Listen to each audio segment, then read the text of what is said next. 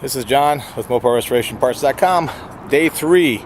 We actually got the motorhome to fire. We did have a coil issue, or replaced the coil and put a little gas down the carburetor and fired it up. So now it's taking care of the fuel issues to make sure that we can get fuel to the the carburetor.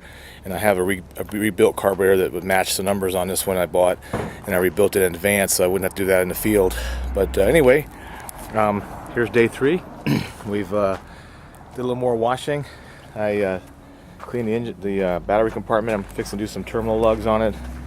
We'll get some more video of that here shortly. But it's not looking too bad. We pulled some things off. It's an old motorhome, like I said. It's quite a project.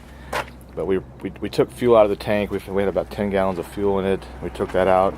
So now the questions are whether or not it's empty, and how much sludge or junk is inside the tank. Because I really would like to avoid pulling them at the moment, but if it becomes necessary, then that's what we have to do. So, okay, this is day 3 on the Apollo. More to follow.